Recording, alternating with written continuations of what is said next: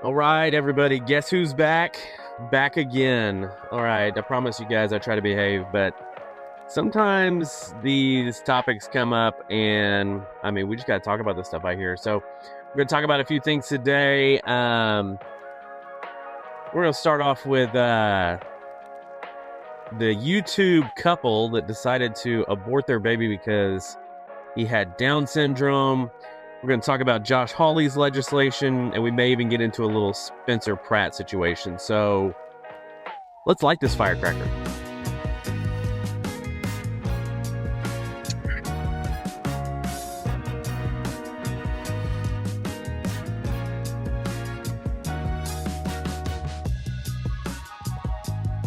Okay, so let's start off with, I don't know, some people are calling it the Jesse Ridgeway story. I would call it the Ridgeway's aborted baby story. So if you're unfamiliar with the story itself, YouTuber and social media personality Jesse Ridgeway and his wife Ashley recently announced that they chose to terminate their pregnancy after doctors diagnosed their unborn son with Down syndrome.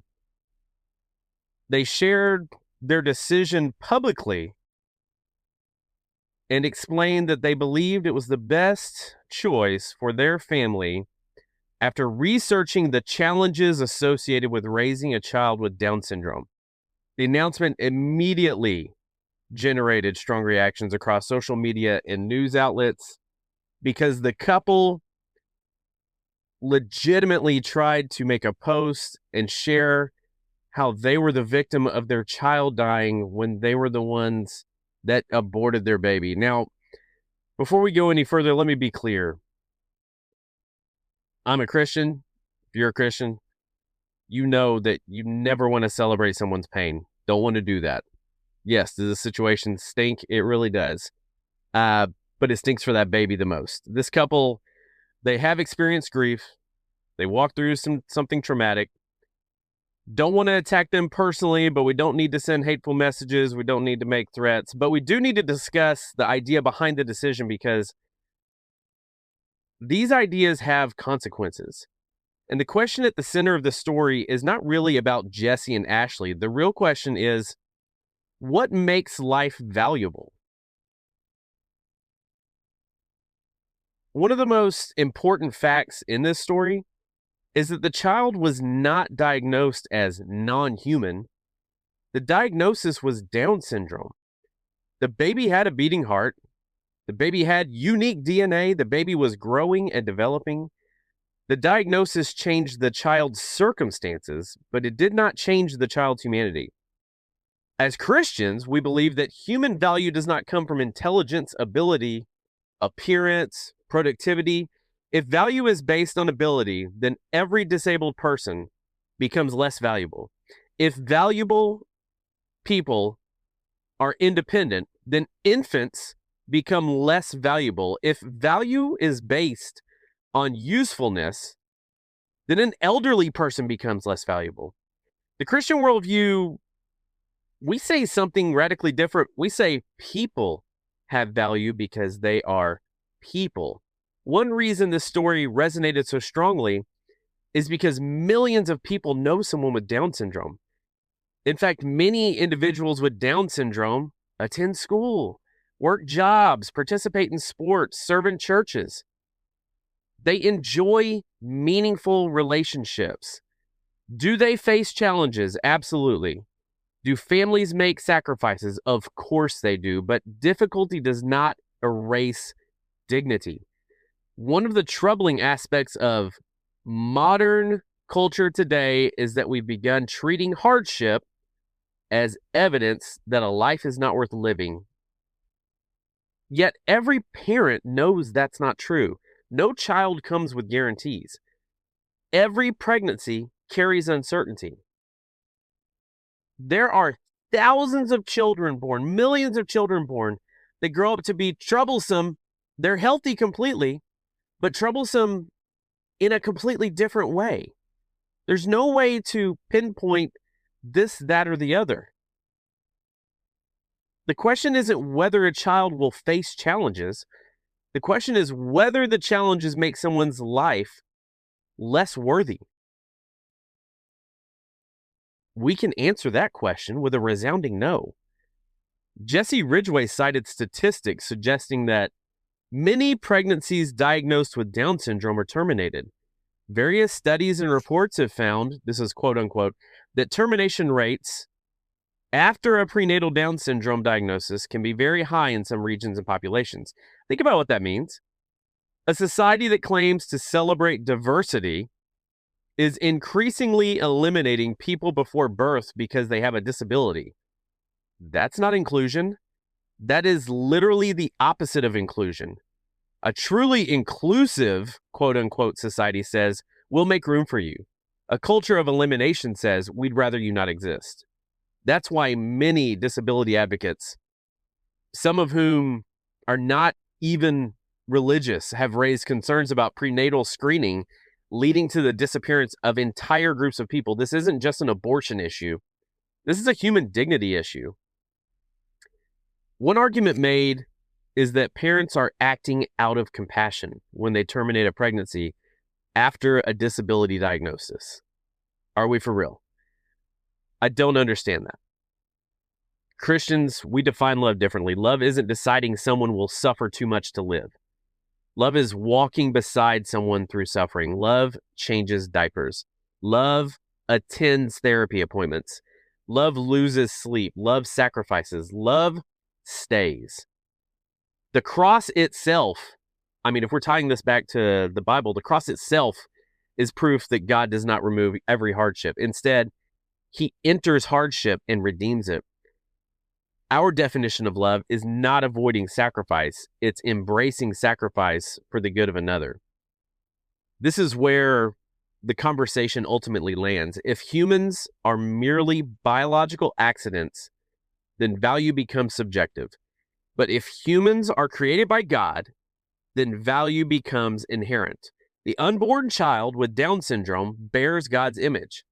The child with autism bears God's image. The child with cerebral palsy bears God's image. My granddaughter has cerebral palsy. I promise you, if you met her, you will see that she bears God's image. The elderly person with dementia bears God's image. The healthy athlete bears God's image. The image of God is not earned, it's given. And because it is given by God, no diagnosis can remove it. One of the most powerful passages related to this discussion is Psalms 139, tying it back to the Bible. David writes, "For you formed my inward parts, you knitted me together in my mother's womb." The picture is not of a random collection of cells. The picture is of a creator intentionally forming a human life. And notice something else. God doesn't say he values only the healthy. He doesn't say he values only the strong. He doesn't say he values only those who will live easy lives. He says he formed them. He knows them. He values them. Another powerful connection is found in John 9. When the disciples saw a man born blind, they immediately asked, whose sin caused this man's blindness? Jesus rejected that assumption. Instead, he declared that God's works would be displayed through that man's life. In other words, the world saw disability, but Jesus saw a person with purpose. As Christians, our response should be filled with both truth and compassion. Compassion for grieving parents, compassion for families facing difficult diagnoses, compassion for people carrying enormous burdens, but also truth, because the truth is this: a person's worth is not determined by chromosomes. A person's value is not determined by ability. A person's dignity is not determined by independence. Every human being from the womb to the nursing home has value because every human being is created in the image of God. And when a culture begins deciding who is worthy of life and who is not, history teaches us that we're standing on dangerous ground. The Christian answer remains the same as it always has been. Every life matters because every life belongs to God. Bookmark that, back it up if you need to. All right, let's go on to the next topic.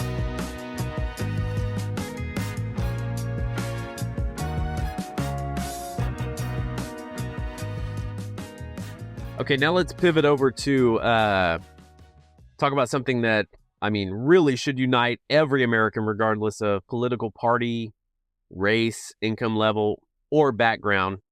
We're going to talk about protecting these children. This week, Missouri Senator Josh Hawley secured passage of a provision in the Senate aimed directly at combating child trafficking and child sexual exploitation. While Washington often spends its time arguing about issues that divide us, this topic is one area where the focus is exactly where it should be: rescuing children from predators. From a Christian perspective, this isn't just a political issue. It's a moral issue, it's a spiritual issue, and it's an issue that reveals what kind of society we want to be. A little background here, just in case you're not familiar. Like, many Americans hear the term child trafficking and you picture kidnappings in dark alleys. And while those crimes do happen, much of today's child exploitation occurs online. Predators will use social media, gaming platforms, messaging apps, and like different internet forums to groom, exploit, and traffic children. Investigators have repeatedly testified that the volume of abuse and abuse material and trafficking cases exceeds the number of law enforcement personnel available to identify victims and rescue them. Senator Hawley partnered with former NFL quarterback and anti-trafficking advocate Tim Tebow to push legislation that would dramatically increase federal resources dedicated to identifying and rescuing exploited children. The measure passed the Senate as a part of a Department of Homeland Security funding package. Now, I think it got like 0 votes from the Democratic side, come on, guys. I know they said there was some stuff in like the package that they didn't want and whatever. I don't know if we'll do it here, but I challenge you to dig into that package. See what was in that package that was so much more important than rescuing children from being trafficked sexually online. The legislation allocates approximately $108.5 million to hire 200 new child exploitation investigators and forensic analysts. This is awesome. One of the most shocking facts, though, revealed during the recent Senate hearings is the sheer amount of child exploitation material circulating online.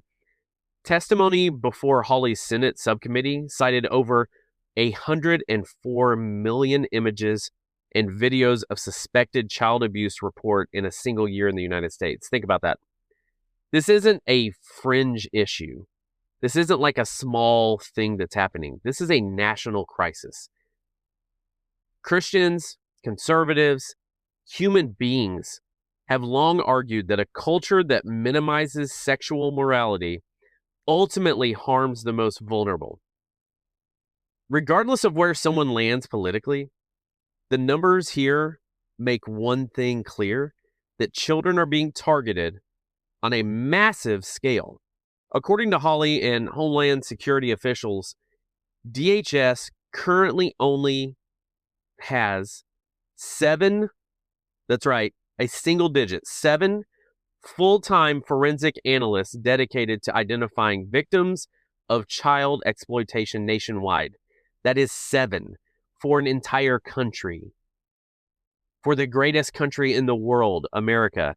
The new funding would increase resources dramatically by adding 200 investigators and analysts.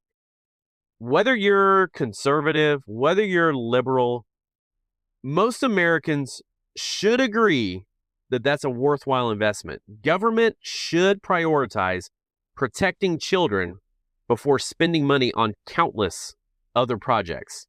One aspect of the legislation that often gets overlooked is victim identification.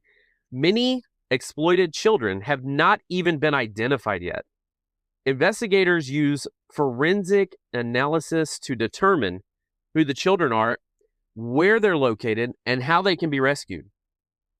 The legislation specifically is going to boost those capabilities. In other words, this isn't just about like putting predators in jail. It's about finding the children who are still trapped right now. This is a mission that every decent person in this society should support. One reason many Christian conservatives support efforts like this is because healthy families are the first line of defense against exploitation. Traffickers often target vulnerable children, broken homes, foster care populations, and kids who lack strong support systems. When the government policy strengthens protection for these children, it reinforces the value of family. It reinforces the value of parental responsibility. And guys, protecting children shouldn't be controversial. It should be something that is foundational, something that is a non-starter, something that is period. This is something we do. Conservatives often say government should be limited, but limited government does not mean inactive government. Tying this back biblically, Romans 13 teaches that governing authorities are intended to restrain evil and punish wrongdoing. One of the most legitimate functions of government is protecting innocent people from predators. If government can spend billions on countless programs, surely it can devote resources to rescuing children from trafficking networks. And this is exactly the type of issue where government intervention is appropriate and necessary. And if you're like me, and maybe you're this stuff is going on, but you just assume that there is a program that is out there to stop this, finding out that there are only 7 forensic investigators for our country, that was a very shocking statistic to me. We know that's not enough. To tie this, back to the Bible like I like to do, the verse that immediately comes to mind is, "Whoever receives one such child in my name receives me," from Matthew 18:5. And just a few verses later, Jesus gives one of the strongest warnings in Scripture against harming children. When he says, if somebody is to harm a children or bring harm to a children or bring deceit to a child, they would be better to have a millstone tied around their neck and thrown in the river. This is, yes, that's right, folks that listen to this, and Jesus is about love. Jesus is about love, and he's about protection. Maybe not the love that you want to affirm, some of the things that you want affirmed. Jesus loves the children. Jesus consistently elevated the value and dignity of children in a culture that often overlooked them back in the day. From a Christian worldview, every child bears the image of God. Every child has inherent worth and deserves protection. When society fights to rescue children from exploitation, it reflects God's heart for the vulnerable. That doesn't mean legislation saves souls. Only Christ does that. But protecting these children from evil is a righteous objective, and that aligns with biblical principles. As if you're a Christian, you should pray for the children who are still trapped in trafficking networks. We should all pray for the investigators and law enforcement officers doing this difficult work. We should pray for the lawmakers to have courage to prioritize the vulnerable over the politics. The vulnerable over the politics. And you have to remember this: a society can tell you a lot about itself by how it treats its children. If this legislation helps rescue even one child from exploitation, then it was worth the effort. But if the numbers being discussed are accurate or even close, we're not talking about one child. We're talking about thousands. We're talking about thousands. And that's a fight worth having. And that's a fight worth backing.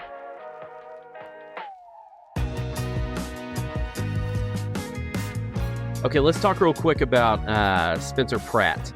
Not going to spend a lot of time on this, but if I told you 5 years ago that the guy from The Hills on MTV would be one of the most talked about mayoral candidates in America, you probably would have laughed. You would have laughed me right out of the room. But here we are. I guess some people would say the same thing whenever we're talking about Donald Trump, after The Apprentice, or Arnold Schwarzenegger back in the day and governor of California. Um, but here's the deal. Like, when people want to get involved, it says a lot about what's going on in their area, because he probably has a pretty easy life, and I'm assuming that being mayor would make it more difficult. Uh, but it's kind of interesting to me that you've got this incumbent mayor that people seem to want to keep in position in a town like Los Angeles that is obviously being run into the ground. I mean, have you seen any of the images? Like, you want to picture like Hollywood and movie sets, but really, like, look at the homeless problem that they have. Look at the public safety problem that they have. Wildfire preparedness, they have none. Government accountability, the economic decline in LA. I mean, the best thing going for LA right now is Shohei. So, the deal's the deal. And I mean, Spencer Pratt was trying to run so he could run against the incumbent, and he's running a great campaign, and everybody that's showing up in real life to vote for him is leading the way. But then he ultimately gets knocked out by, wait for it, mail-in ballots. Thousands of mail-in ballots come in, and for some reason they're all for his opponent, like, predominantly. Like, none of them are for him, because apparently all of her constituents like mail-in ballots instead of in person. Like, guys, when I'm telling you that, like, they're doing this right in front of you, they're doing this all the time, stealing these elections, right? So, like, if you sit back and think, oh, this person's going to win, like, I don't have to go vote, you almost, like, in some areas need 2 real person votes for every 1 mail-in ballot, because the number of mail-in ballots can even exceed the number of people that live in a district, because they'll just do it. And by the time the investigation's done, guess what? The term's up and the guy's out of office. Ask Donald Trump about the second election, whenever all the votes came in at 3 a.m. for Joe Biden. A spike like no one has ever seen, okay? This happens all the time. Keep your eyes open, okay? If you don't go vote, you don't get to complain. I mean, that's just period. We say that all the time in my house. If you don't go vote, you don't get to complain. Keep your eyes open, because this is happening all the time. It's happening all the time. All right, we really appreciate you checking out today's episode. Don't forget to like, share, subscribe wherever you're listening. That really does help push the algorithm and get the word out. In case you're wondering what else we're doing, my family and I have started a online ministry called 428 Ministries. So if you like this content and you want, a monthly biblical message that kind of ties into, what we talk about here, check that out. It's 428ministries.com or YouTube at 428 Ministries. I'll drop the information and links in the podcast details here as well. Love you to go check that out as well. That is even more important than this is, but it's all important, right? It's all important. Thanks a lot. I would say I won't let as much time pass between the next episode, but guys, come on, life, right? And as the topics hit me, I like to get words out. So just stay tuned. All right. Have a blessed day.